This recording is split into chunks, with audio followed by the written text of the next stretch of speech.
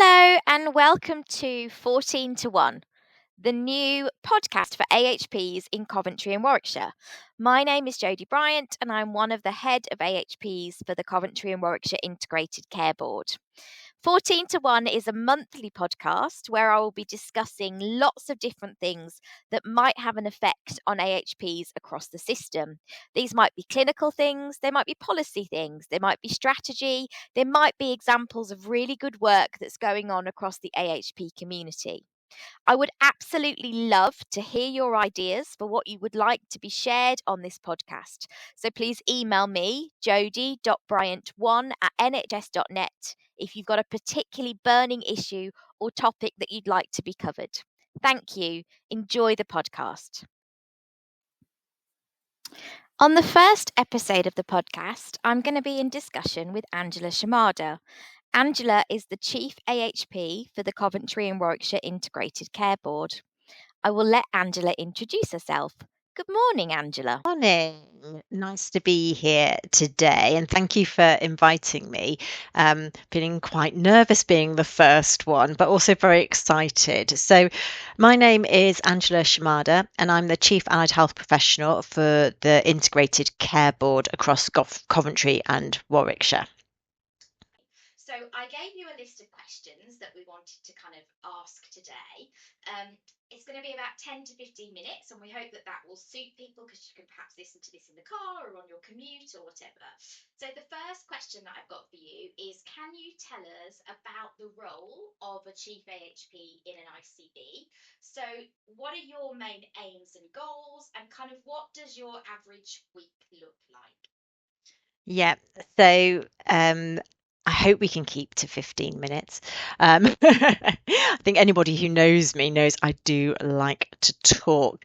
So my role in the ICB, so Chief AHP roles in ICBs are fairly new. ICBs, so Integrated Care Boards, only really came into existence a couple of years ago, really. So that gives lots and lots of scope for being quite innovative in the role. But I often talk about the different elements that it has. So the first and foremost, and what sets my role out apart across from any other role in the ICB is it holds that professional leadership and voice across the system for allied health professionals. So whilst all of our organisations, so in terms of those provider NHS organisations, and also within our local authorities, so the two councils, and in within primary care, we have chief AHPs or AHP leaders who really are there to advocate for AHPs in their organisation. I'm really fortunate in that I have a role in providing that influence and voice across the system. And that's really important for some of those AHP professions, particularly when they're quite small and some of the work that they do might be overseen when you look at it at a larger geographical area. So that's my first thing. And that professional leadership is for anybody, really. And I spend a lot of time with the chief AHPs across the system, but I also do a lot of work externally. So another area of my role is to represent Coventry and Warwickshire and all of our AHPs on the national and regional stage. So I attend a bi-monthly, I think is the right word, regional chief AHP board, which is led by NHS England, where we get to talk about what's happening in Coventry and Warwickshire, but also to get best practice from other areas and bring that back to the chief AHPs across our system. So that's one area. The other area is that to ensure that we deliver on the national AHP strategy, and all of this is done through what's known as a distributed leadership model. So it's not me working in a cupboard by myself deciding what we're going to be doing, but working through all the amazing AHP leaders across the system. And we're really fortunate across Coventry and Warwickshire that we do have a chief AHP or an associate director of AHPs, depending on what term the organisation chooses to use, across all of our main providers. And I think that's a real asset for AHPs working in Coventry and Warwickshire. There are some places in the country where that doesn't occur. And actually, you find that those AHP professionals don't have such a strong voice. So I think we're really, really lucky. areas of the National AHP strategy. I'm hoping that everybody on here would have seen it, but if not, you can do a quick Google and find it. So we look at workforce. So we have something called an AHP faculty, which you may have heard, and I'm sure we'll do future podcasts on that, but that looks at workforce transformation in education. We are doing some work around quality and safety at the moment, particularly around safer staffing, and the chief AHPs across our system. I'm linking them with those chief AHPs over in Hereford and Worcestershire, and we're actually looking at what we could do on a wider footprint. And another key area is around equality, diversity and inclusion and belonging. And there's been a real acknowledgement from all the chief AHPs, and we meet on a monthly basis for something called the AHP Council, where we come together and we talk around the burning issues, areas of risk, things we might need to focus on. And one of the things that we were really keen to look at was anti-racism and our allyship in that, and what does that actually mean? So we've done quite a lot of development work in that area. We also have a co-production group of people who have got lived experience to really help and support and shape our thinking, because we know we need to increase the diversity when it comes to senior AHP leadership roles and uni professional roles. The data is very clear that we haven't got that right. And actually what's stopping people from going into those roles, and what can we do to support it? So that's a real focus for us as a senior leadership group across the system. So those are some of the main things. On top of that, I also have responsibility for identifying and developing areas of strategic commissioning opportunities for AHPs. So we're doing some specific work at the moment with our podiatric workforce, our ODPs, and soon to be occupational therapist workforce, to really look at where some of our workforce challenges are, but actually how we might work differently in the future, because we know sometimes we might end up doing things the same way because we've always done them that way, and sometimes we might need to challenge that. We know we've got areas of aging workforce across our system. What are we going to do about that? And actually, how do we make sure that the roles that we're creating are fit for purpose? If that wasn't enough, I then hold some more broader clinical leadership roles. So I oversee children, young people, physical health for the system, clinical transformation, and I'm a member of the ICB senior leadership team. So obviously doing a lot around risk commissioning, as you would expect, working in an ICB. So it's very, very broad and wide. What does being an AHP mean to you then? So I really have a real big heart for allied health professionals. I think the fact that I'm a speech and language therapist by profession, will always be a speech and language therapist. And I often talk to this to people around this, that you will never get rid of our uni professional identities. And that's not the point of AHPs. But coming from a profession which is one of the larger ones, but actually felt really small, I never felt that our voice was heard. And actually coming together as 14 professions, having a really strong voice and a collective purpose and vision was really important to me. And I just remember going, oh my goodness, well, I didn't even realize I was an allied health professional. And there's other people that are in very different and diverse roles, but actually when we come together, we are, it's said all the time, third biggest workforce. Actually, that gives us a stronger voice and a bigger opportunity to influence some of the big decisions that are being made. And when you look at things like the 10-year plan, that can't become a reality without the allied health professional workforce. That's not saying that AHPs are more important than doctors, nurses, healthcare scientists, psychologists, pharmacists, whatever. But actually, they play a really, really critical role. And we need to have a seat around the table to make sure that people are recognising that. And for me, that's been my driver the whole way through my career, and actually seeing other people develop in that space. And also I've had a bit of a thing around breaking down glass ceilings. So I think this whole view that as a uni professional lead or as an AHP leader, you can only do a certain amount of roles has been a bit of a bugbear of mine. I believe it doesn't really matter what your professional background is. If you can fulfill the functions of a role and you have really excellent leadership, then there should be no barrier, and the sky's the limit in what you want to do. And some people will want to, I don't know, go on and do various things, and others maybe not, but the opportunity should be there, and that's really important. Just tell us a little bit about your career journey then so far. How did you get here? So my career journey has been incredibly varied, and I won't take everyone back to my student jobs because even then I did a whole variety of things because all patient, well, not patient facing, people facing, because I love people.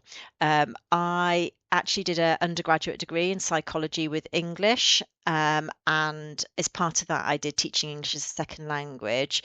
Um, and it was in my last year career as advisor, said, have you thought about speech and language therapy? Because I was telling her all the elements of psychology that I loved, but I didn't want to be a psychologist. Um, and I did a bit of volunteering work with the Stroke Association, was like, this is what I want to do. But back in the day, you couldn't do your masters until you'd taken a year out.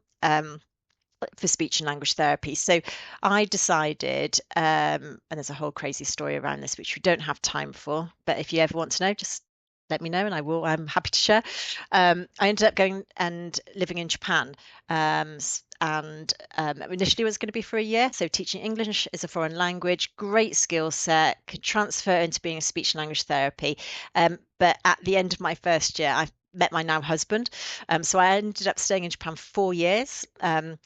Still came back and did my master's in speech and language therapy. And I've had a fantastic career. I still love being a speech and language therapist. I am a speech and language therapist through and through. Um, I probably did everything in the adult world apart from head and neck, and thoroughly enjoyed it. But I always had an itch to do a little bit more. And I ended up, for a little bit, being matron of community nursing. I went from there to being a neighbourhood lead. Which was really interesting because I got to work with local authority, clinical director in primary care, mental health services, and it really broadened my horizons. And alongside that, I also took up a trustee role with the Royal College of Speech and Language Therapists. So I always advocate get involved with your membership bodies. They are phenomenal in terms of the opportunities they can provide for you. And then from my neighbourhood lead role, I was appointed into the first ever Chief AHP role in Lincolnshire, which was as Deputy Director of AHPs, and at the time it was integrated community care, I think. But we soon went into COVID. That was a baptism of fire. And then I also, my job title changed a couple of times. I had operations in their clinical transformation before finally coming to this role.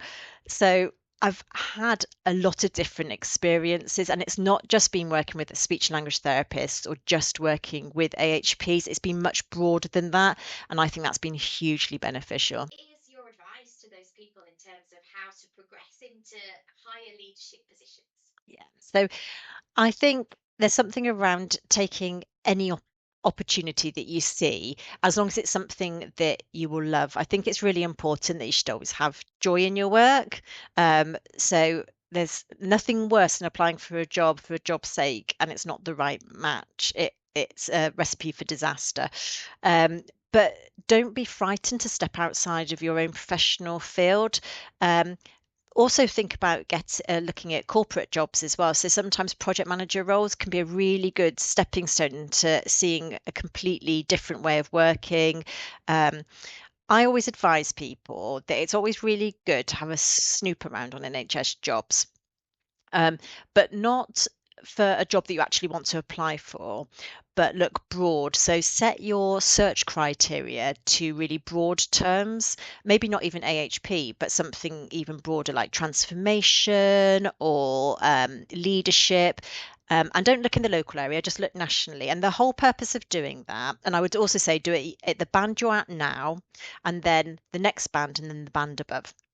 And I apologise for talking in bands, but we all know that's the currency in which we live in. And the reason I say to do that is because it can really open your eyes into the different roles that are out there. And if you see one and you think, oh, that's really interesting, actually have a look at the person spec and see what it requires, and start to think about, well, actually, I can do those aspects of the job really well. But if I wanted to do this in the future, I'd need to have some experience in this, and then build that into your one-to-ones and your appraisals to try and get that experience. So when the dream job may land, actually you're ready for it and you're not waiting for it to kind of fall to you. So I think that's really important. And then the other thing I would always advocate to people to do is to have a coach or mentoring. They're very different and you all need them probably for different things at different times. But having somebody that you can talk through some of this is really helpful. A coach, often because they're very objective, but equally a mentor, if you've got a view of where you want to be and you need probably more of that professional advice and guidance and sponsorship as well, is really important. So have a think about what that looks like. The other thing I'll advocate here is that the AHP faculty did some amazing career development pathways last year. Your chief HPs in your organisations will be able to, or you can contact me and I can send them to you, where they've got some examples of career ladders which can kind of start the conversation, and you can use them as a really handy aid in your appraisals with your line managers as well. Really helpful. And I think sometimes it can be quite challenging to even understand what corporate and governance can look like at a really senior level. So if you're thinking, oh gosh, I'd really love to be on a board one day, it's really difficult to kind of actually understand what that looks like. And I think there's a misconception sometimes that people think, well, if I was just in charge, I could make it's a very different reality to that. But there are some things that you can do to gain some of that experience. So certainly for me, before I became a trustee at the Royal College of Speech and Language Therapists, I was a parent governor, and it was a brilliant experience. It was of my daughter's infant school, so I got rid of some of my mum guilt for not being able to do drop-offs at school by being involved with the school, using my skills and understanding from the NHS. And education, I have to say, is so similar to how we work in health in terms of quality assurance and the governance. Different type of language, different metrics, but the same ethos. And I learned loads doing that first trustee role. So it's a good way of getting a little bit of experience, which doesn't really interfere with your day job. So you can kind of dip your toe in a little bit. So if you're interested in that really senior leadership career pathway, those roles, and schools are crying out for people, whether parent governor or just general governors. And there are lots of things in charity jobs for trustee roles of local charities and things. So think about how you can use your skill set in different ways as well to enhance your experiences and your CV.